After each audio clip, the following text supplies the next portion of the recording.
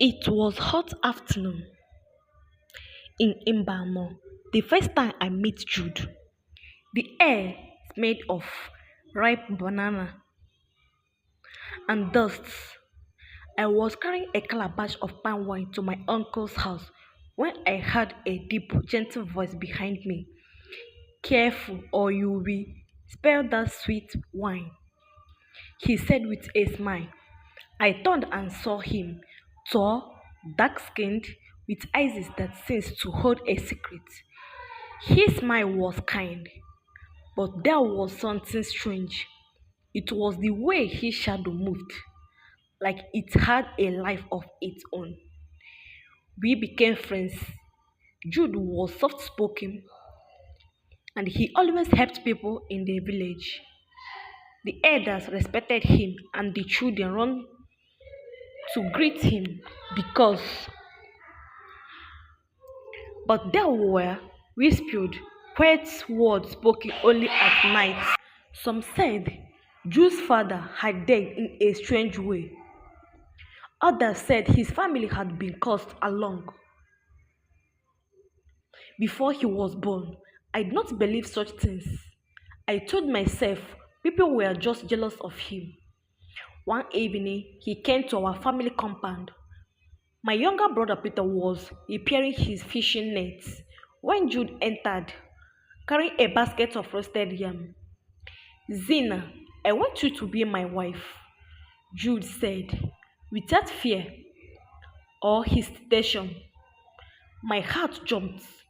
I had been secretly in love with him for months. I smiled and said yes. My parents were happy, or at last, they pretend to be. But that night, my mother Sarah called me aside. Zina, she whispered, Jude is a good man, but there are things you don't know. His family, they carry a shadow. Be careful, my daughter. I laughed. Shadow, curses. I was young and stubborn.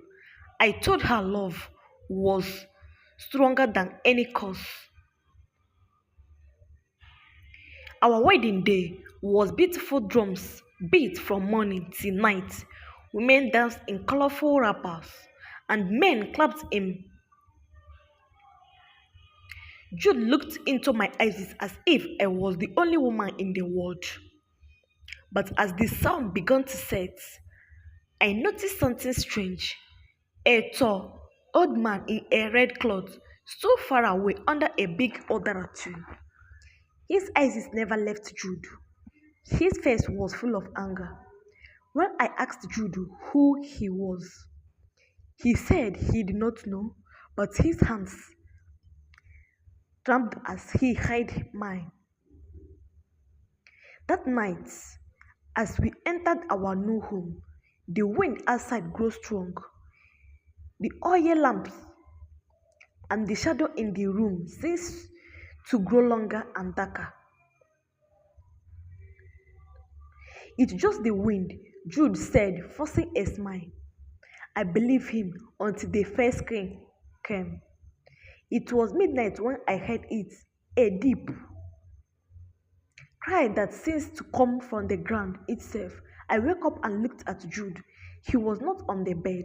I found him outside, leaning on the bell edge. His eyes closed. His mouth moved as if speaking to someone I could not see. Jude, I called in fear. He turned to me slowly, and for a moment, his eyes were not brown anymore. They were red. Go inside, he said, his voice colder than the night air. I was shaking. The next morning, he acted as if nothing happened, but I could not forget what I saw. Days passed, and the strange things grew worse. At night, footsteps moved around our house, but when I checked, no one was there. Food disappeared from the kitchen. The mirror in our room creaked on its own. Finally, I went to my uncle, Elder Okoro, to ask about Jude's family. His face became serious. Zina, he said, you have married into a family under the curse of the river spirit. He told me the story. Many years ago, Jude's grandfather had been a great hunter. One day, he killed a sacred crocodile at the river, a messenger of the river spirit. The spirit cursed his family. Every son born to you will serve me in the night. They will never be free, and the women who marry them will suffer. I felt good all over. That evening, I watched Jude closer. He avoided my eyes and stayed silent. When night fell, he tried to leave the house, but I blocked the door. Jude, tell me the truth, I cried. He looked at me for a long time, then said, Zina, you should not have married me. The curse is real. Every night I must go to the river. If I don't, strange worst will happen to you. Before I could stop him, the wind outside rose again, and I heard the sound of the water. Though there was no rain, Jude's body stifling. His eyes turned red again, and this time his voice was not his own. She is mine, the voice said through him. You cannot keep him from me. I wanted to scream, but fear froze me. My husband, the man I loved, was not full human at night. And now I know the river spirit wanted me to. The wind howled like a thousand anger voice. Jude stood before me, but it was not Jude speaking. The voice from his mouth was deep, wet, and cold like water at the bottom of a well. Leave him, Zina, or you will join him. I stepped back, my heart beating so hard. I could hear it in my ears. Jude's body tramped as if fighting something inside him. Then, without warning, he ran out into the night. I followed him. The path to the river was long and the air grew cold with every step. I could hear water rushing before. I even saw it when I reached the river bank. Jude was standing in the water, but it was not deep.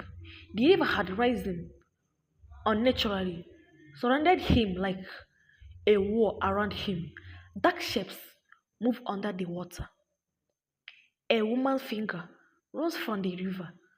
Her skin was pure like moonlight. Her eyes is as dark as night. She was beautiful and terrified at the same time.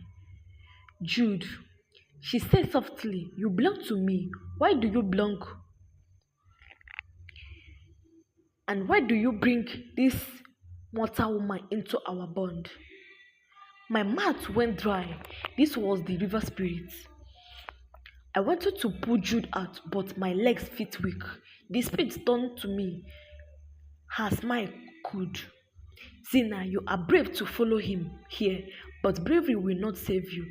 The river water around her belonged to Chin, a grand shadow.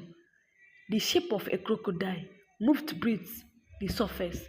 June turned to me with tears in his eyes. Go home, Zina, please, before he could finish, the water rose and swallowed him. Why? I screamed and ran back toward the village. My feet threw against the sharp stone, but I did not stop until I reached the marketplace. There, standing under a odora tree again, was the same old man in red clothes I had seen at my wedding.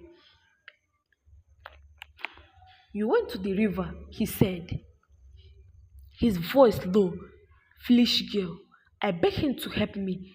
He sighed and shook his head.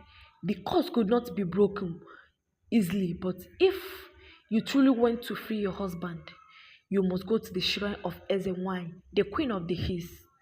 She is the only one who can fight the river spirits. He gave me a small bag made of goat skin. Inside was a white powder and a black stone.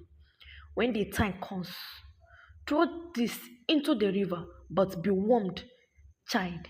The river spirit will not let you live alive. The next day I set out of the queen of the hills. My mother, Sarah, begged me not to go, but I could not leave Jude in the hands of that spirit. The journey was long. I walked through thick forest, hearing strange sounds, whispered footsteps